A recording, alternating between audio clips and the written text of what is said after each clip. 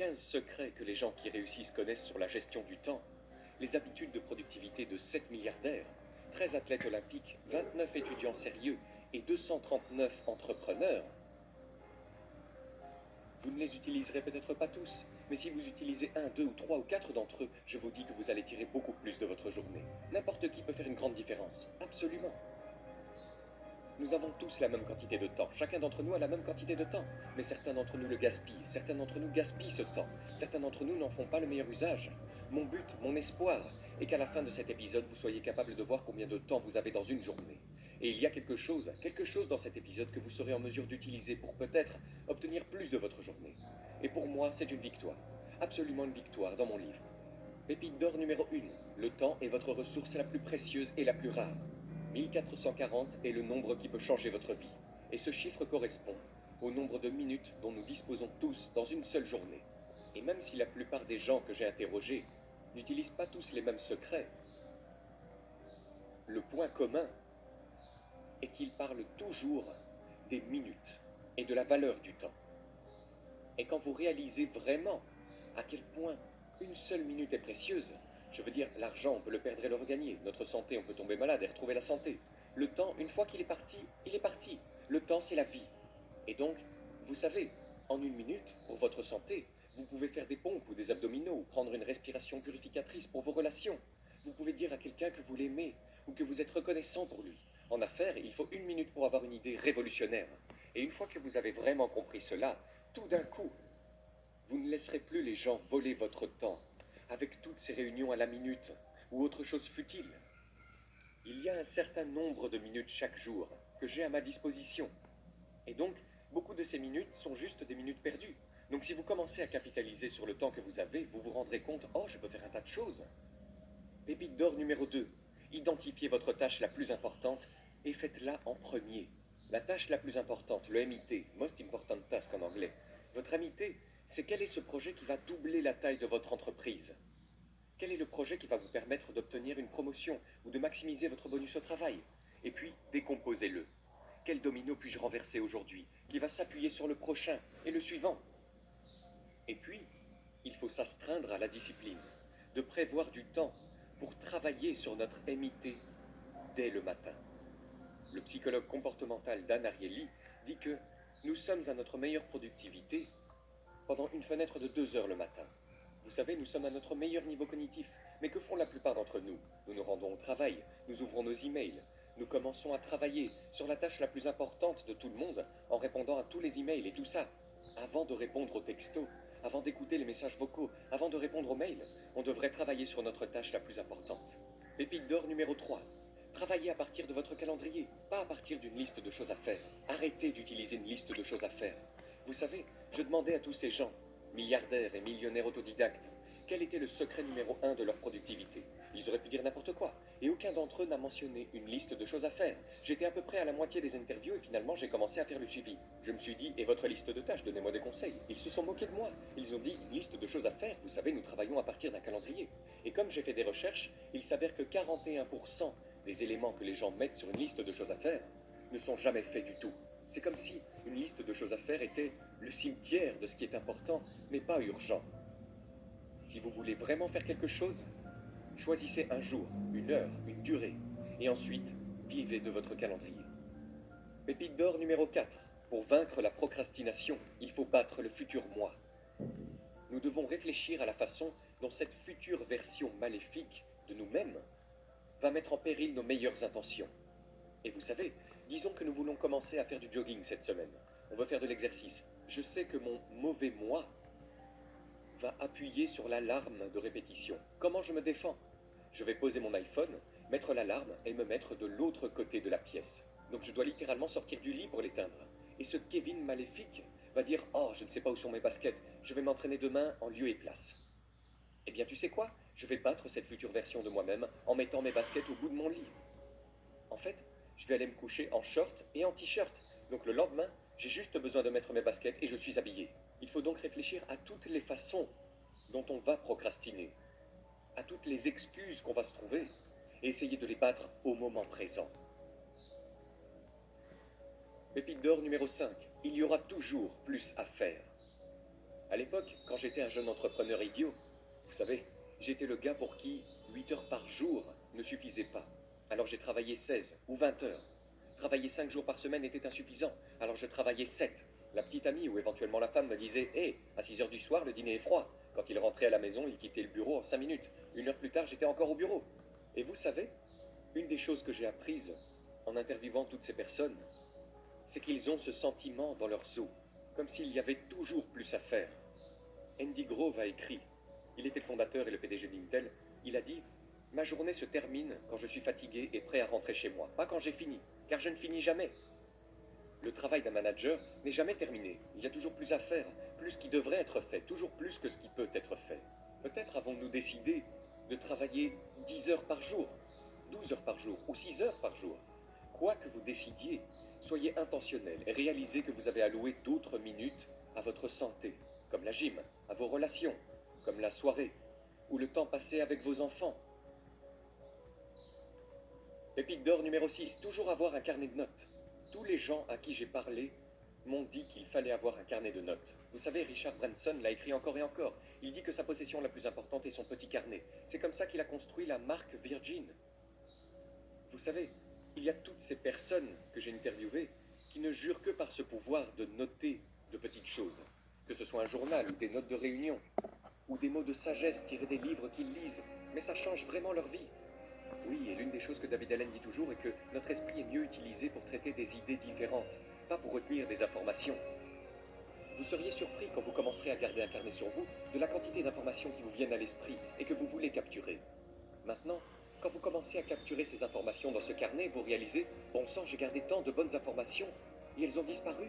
Je l'ai perdu ou je m'y suis accroché. » Et cela ruine la capacité de votre esprit à se libérer pour traiter de nouvelles informations, ce qui est le meilleur état pour votre esprit. Pépite d'or numéro 7. Contrôlez votre boîte de réception. Pour être honnête, beaucoup d'entre nous utilisent nos boîtes de réception, d'email et de SMS et autres applications de médias sociaux, comme une forme de procrastination, comme une forme de petite récompense. Cela libère de la dopamine. C'est un peu comme tirer sur la manivelle des machines à sous. Ça va être quelque chose de bien. Et toutes ces entreprises et d'autres personnes dans nos vies veulent notre attention. Et c'est bien, mais ça peut nuire à notre productivité. Donc, la ligne de fond est de fermer les notifications sur votre téléphone. Surtout, vous pouvez consulter vos emails, vos messages et tout le reste, mais faites-le quand vous voulez le faire, pas parce que quelqu'un d'autre vous appelle. Un peu comme le chien de Pavlov. Vous savez qu'il sonne une cloche et je prends mon téléphone. Comme toute autre chose, je traite les emails 3 fois par jour, matin, midi et soir. Là encore, les chiffres ne sont pas si importants. Je veux dire, je connais des gens qui ne les traitent qu'une fois par semaine ou une fois par jour. Et d'autres personnes me disent que je suis un agent de change, ou autre, et comme si je devais répondre aux gens tout le temps. C'est drôle de traiter ça toutes les 30 minutes ou 15 minutes. L'idée est d'être intentionnel à ce sujet. Coupez les notifications. Si vous êtes là et que vous n'avez pas désactivé les notifications de vos emails, qu'attendez-vous? Je l'ai fait il y a longtemps. Je les ai désactivées parce que c'est juste une distraction. Pépite d'or numéro 8. Planifier et assister à des réunions en dernier recours. Nous pouvons tous faire comme Mark Cuban et dire non à notre patron, à d'autres personnes ou à des réunions. Nous pouvons dire non beaucoup plus souvent. Nous pouvons dire non à un grand nombre de réunions. Nous pouvons dire non aux réunions avant midi, comme si nous devions garder notre travail profond le matin et notre travail collaboratif l'après-midi. Et si vous devez dire oui à une réunion, dites non aux longues réunions. Richard Branson dit encore, il y a peu de réunions qui doivent durer plus de 5 ou 10 minutes. Et donc ce ne sont que des idées. Disons non aussi souvent que possible, au moins un jour par semaine. Dites non, et ensuite essayez de dire non aux longues réunions. Absolument, en fait, et cela nous fait passer à la pépite d'or suivante. Pépite d'or numéro 9, dites non à tout ce qui ne soutient pas vos objectifs immédiats. Ils ne sont pas impolis, mais les personnes qui réussissent le mieux savent quelles sont leurs valeurs, quels sont leurs objectifs, et elles remplissent leur agenda avec des choses qui les aideront à les atteindre, et cela ne laisse pas de temps pour beaucoup d'autres choses. Vous savez, nous sommes élevés, dès notre plus jeune âge, à vouloir être aimés. Donc vous voulez aider les gens. On vous dit que c'est bien d'aider les gens, vous ne voulez pas être impoli. Ce qui m'a aidé, c'est quand j'ai réalisé que chaque fois que je disais oui à quelque chose, je disais en fait non à une autre chose, ou à plusieurs choses. Je me suis mis dans un tel pétrin parce que j'aime être aimé. Et donc je disais oui aux gens tout le temps, même si je savais qu'en disant oui, ça allait bousiller mon emploi du temps, que je devrais repousser d'autres choses dans ma tête. J'étais comme, tu ne vas plus faire ça, tu n'iras pas à la gym, tout ton emploi du temps sera chamboulé, bien sûr. Devenir bon à dire non et le faire d'une manière très polie, d'une manière délicate, est quelque chose que beaucoup d'entre vous doivent faire. Pépite d'or numéro 10, suivez le puissant principe de Pareto. Le principe de Pareto est plus connu sous le nom de règle des 80-20. C'est l'idée que la plupart des résultats de n'importe quelle activité, 80% des résultats proviennent d'environ 20% de l'activité. Il s'agit donc de faire une pause, de ralentir et de regarder avec tout le travail que vous faites pour construire votre entreprise, pour accomplir votre objectif, quelles sont les quelques tâches qui vous apportent le plus de résultats. Concentrez-vous sur ces quelques tâches. Pépite d'or numéro 11. Se concentrer sur vos uniques forces et votre passion. Nous devons vraiment nous rappeler le pouvoir de la délégation. Vous savez, je suis un perfectionniste, donc personne ne peut faire les choses aussi bien que moi. Vous savez, je dois tout faire pour faire bien les choses. Et la réalité est que cela peut être vrai. Mais nous devons réaliser, en pensant encore une fois à la règle des 80-20, que oui, si je délègue à quelqu'un de mon équipe, peut-être que ce ne sera pas parfait. Mais si c'est à 80% parfait, je dois être d'accord avec ça et laisser faire, parce que maintenant ça m'a libéré tout mon temps. Pépite d'or numéro 12. Regroupez votre travail avec des thèmes récurrents. Si vous lisez le livre The Innovative Entrepreneur, vous verrez qu'ils attribuent différents thèmes à leur bureau pour que les employés puissent se concentrer sur un type de travail spécifique. Le célèbre Dan Sullivan, qui est en quelque sorte le consultant des consultants, dit que les entrepreneurs devraient avoir des jours de concentration, des jours tampons et des jours libres. Les jours de concentration sont les jours où vous travaillez vraiment. Ce sont les jours où vous faites vos activités les plus importantes. Généralement, elles sont liées aux ventes ou aux revenus, mais quelles que soient vos forces. Un jour tampon, c'est le jour où vous rattrapez les appels téléphoniques et les courriels, où vous signez les papiers et vous savez, toutes les autres choses administratives que nous devons faire. Et puis les jours libres sont les jours où vous ne travaillez pas et où vous vous reposez et vous rechargez, ce dont tous les athlètes olympiques m'ont vraiment parlé. Pépite d'or numéro 13. Si vous pouvez effectuer une tâche en moins de 5 minutes, faites-la immédiatement. On en revient donc au principe de la touche unique. Je vais à l'extrême sur ce point. Je marche pour aller chercher le courrier. J'ai la boîte aux lettres tous les jours. La plupart des gens, vous rentrez à l'intérieur et il y a deux piles. La pile de déchets et puis les factures. Et puis plus tard, nous passons par les déchets à nouveau, et puis nous passons par les factures à nouveau. En remontant vers le garage, je trie ces déchets et je les jette dans la poubelle de recyclage avant même d'entrer dans la maison. Ces factures vont dans la pile des factures, que je traite encore une fois le vendredi après-midi. Je n'ouvre même pas les enveloppes jusqu'à ce que je sois prêt à les faire. Vous savez, je ne me soucie pas de savoir quelle est ma facture d'électricité ou d'abonnement au câble. Je vais juste les laisser là jusqu'à ce que je sois prêt à les traiter. Donc, vous ouvrez un email quand vous êtes prêt à le traiter. À ce moment-là, apprenez à ne toucher à tout qu'une seule fois. Pépite d'or numéro 14. Utilisez systématiquement les matins pour renforcer votre esprit, votre corps et votre âme. Vous savez, je demande aux gens de me donner leur conseil de productivité numéro 1. Je m'attends donc à entendre parler de listes de tâches, de calendrier et de priorités.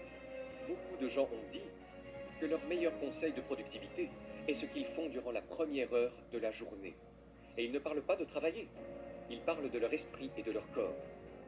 La plupart des personnes que j'ai interrogées, ces personnes très performantes, ne se réveillent pas stressées, ne se précipitent pas au bureau et ne se plongent pas dans leurs emails.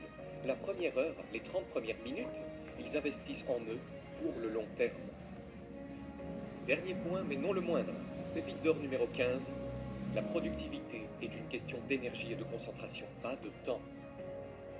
Vous savez, nous disposons tous des mêmes 1440 minutes par jour. Nous ne pouvons pas en avoir plus. Il ne s'agit pas de gérer le temps. L'idée est donc tout d'abord de prendre soin de notre corps, en faisant du cardio, en buvant beaucoup d'eau et en dormant profondément. En plus de cela, les personnes les plus productives font plus de pauses. Nous sommes donc conçus pour sprinter et nous reposer. Sprinter et nous reposer. Et donc encore une fois, chacun son truc. Vous savez que beaucoup de gens aiment la technique Pomodoro. Vous sprintez pendant 25 minutes, puis vous vous levez et vous vous promenez. Vous prenez l'air, vous buvez de l'eau. L'idée est de passer plus de temps à se concentrer sur une seule tâche.